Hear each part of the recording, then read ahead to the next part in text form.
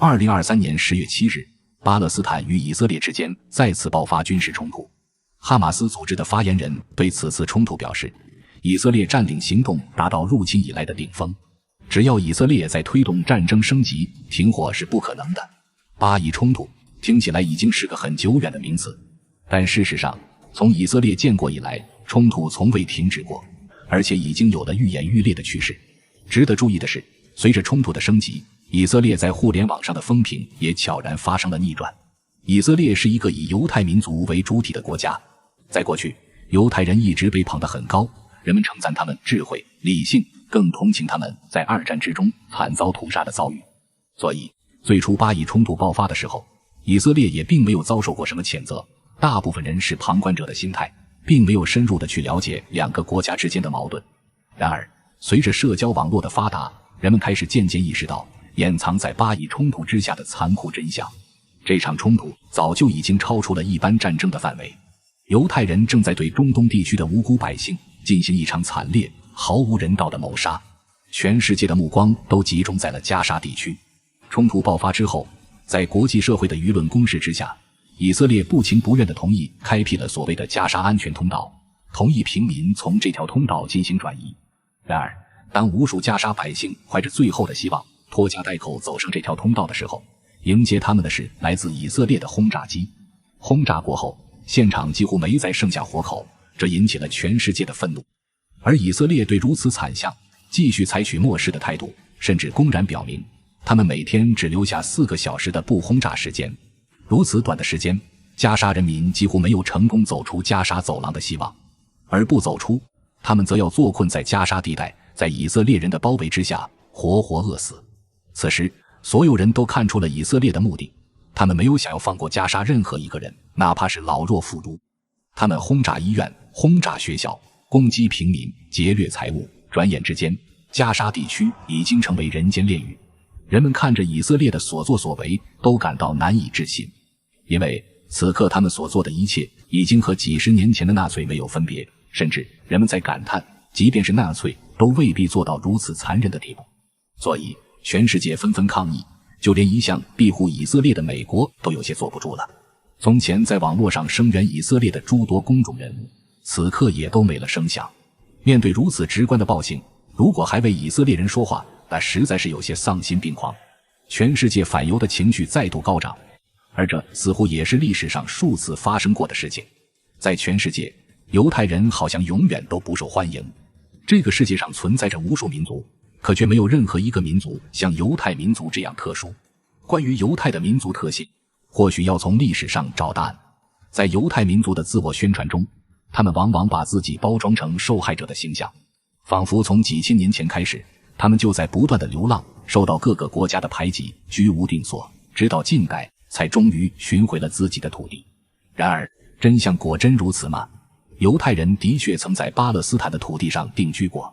数千年前，在大卫王的统治下，犹太人迎来了自己的鼎盛时期，他们占据了巴勒斯坦绝大部分的土地，建立了以色列王国，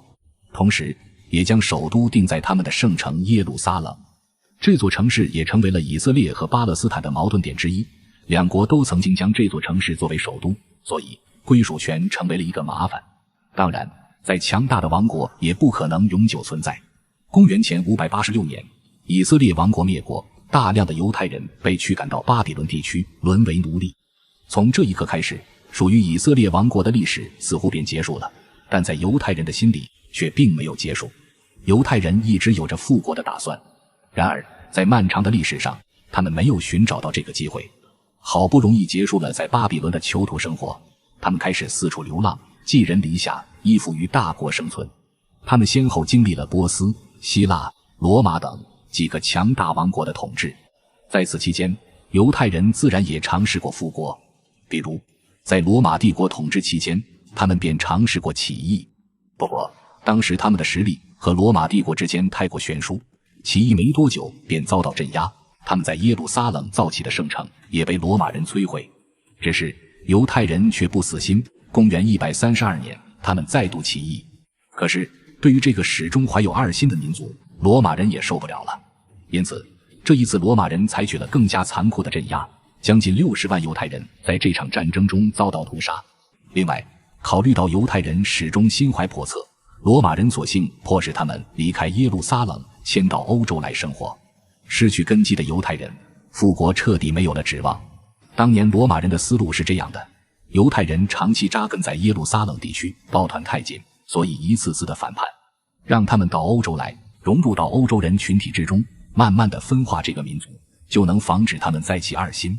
这在历史上是很常见的手段，中国就曾经经历过很多次的民族融合，当民族之间的壁垒被打破，团结就会进一步的加强。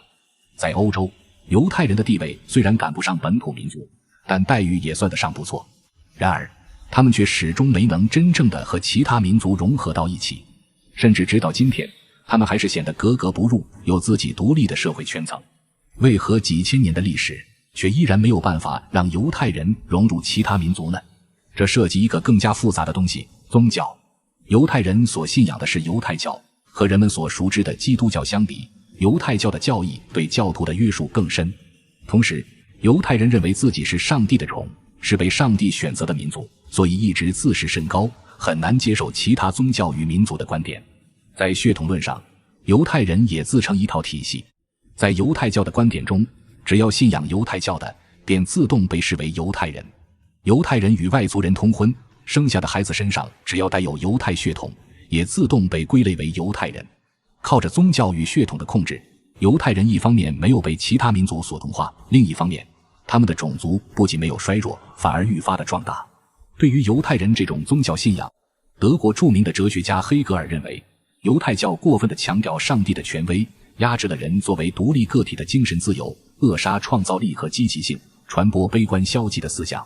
顽固独断，拒绝交流，封闭固执，自私偏激，落后保守。总而言之，黑格尔认为，犹太教的信仰是一种不幸的信仰，它使得犹太民族隔绝了全世界人民，阻碍了文化的传播与交流。所以，犹太人这种拒不融入的态度，对其他民族的人们来说绝非好事。欧洲在历史上也经历了无数次的统一和分裂，各个民族在这个过程之中逐渐合为一体。同时，基督教的影响力在欧洲不断扩散，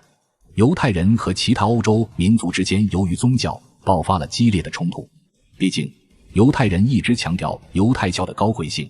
基督教广泛的信徒们遭到贬低，自然不乐意。再者，无论其他民族对他们友好还是敌视，犹太人都一直抱残守缺，以犹太教为纽带，联络同族民众，这自然让其他民族心中生出一种非我族类，其心必异的想法。可犹太人始终不愿改变，因为如此的民族特性，在政治上，犹太人很难向上走，但是在商业上，他们却大获成功。当时，欧洲之间的各条贸易线渐渐打通，犹太人散落各地的流浪特性，在这一时期变成了优势，贸易使得犹太民族迅速地成为了富裕阶层，能通过自己的本事富起来，这倒没什么。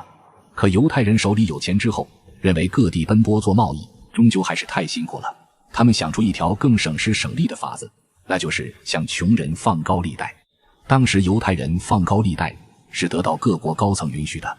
因为犹太人愿意把自己的一部分利润出让给国王，统治阶层自然不会同情穷人，所以犹太人开始疯狂涨利息，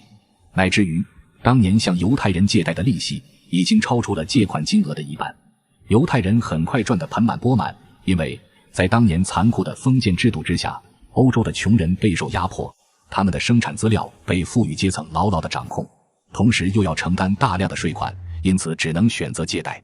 而借贷的渠道又被犹太人牢牢把控，所以穷人只能被迫地欠下一笔又一笔的巨款。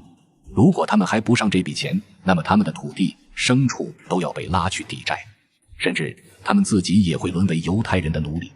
犹太人靠着这一招，在全欧洲十分张狂地收割财富，而这一作为也引起了全世界第一波反犹的高潮。犹太人已经完完全全成为了寄生在平民身上的吸血鬼。也是因为这个原因，欧洲每遭遇变革的时候，统治者都会先拿犹太人开刀。当然，犹太人不会反思自己的原因。到了19世纪末，他们认为犹太人之所以屡屡遭受排挤，是因为他们终究没有一个国家作为庇护。于是，犹太复国运动再一次兴起。可是复国需要土地，土地在哪里呢？他们考虑过很多地方，欧洲、美洲，甚至是中国。当然，他们最后的答案是巴勒斯坦。经过几千年的演变，当年犹太人的圣城耶路撒冷早就成了巴勒斯坦的首都，而且按时间来算的话，巴勒斯坦人民在此居住的时间要远比犹太人长得多。犹太人宣称自己对于巴勒斯坦地区的正统性，还要拿虚无缥缈的圣经作为理论依据，这在任何一个国家都站不住脚，但在犹太人的心目中，这却是不可打破的铁律。总之，到了1914年，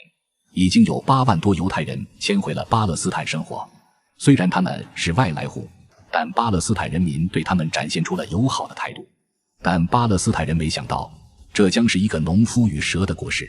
二战期间，纳粹对犹太人展开屠杀，更多的犹太人开始迁到巴勒斯坦地区生活。到了1947年，已经有60万犹太人生活在巴勒斯坦。西方势力很乐意在阿拉伯世界搅起一番腥风血雨，所以1948年，在各方势力的推动之下，联合国同意了以色列复国的决议。以色列就这样兵不血刃地拿走了属于巴勒斯坦的 65% 的土地。而这件事情也可以充分体现扭曲的宗教信仰之下带来的扭曲民族特性。以如此荒诞的理由，强行拿走其他国家的土地，驱逐和残杀对自己曾经有恩的巴勒斯坦人民，这在正常人看来是忘恩负义、倒行逆施，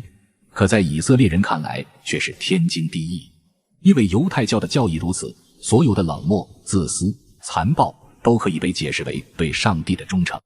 他们一边对巴勒斯坦施加暴行，一边又不断拿自己在二战中的悲惨故事渲染，为自己迎来全世界的同情。如此残酷，如此虚伪。悄无声息之间，犹太人在以色列开始了自己的扩张，同时他们也利用文化的侵蚀，试图掌控全世界的经济命脉乃至政治权力。很难想象，这么多年过去了，犹太人的思想和信仰却并没有与时俱进，反而变得越来越偏执。这也是全世界人民无法容忍的原因。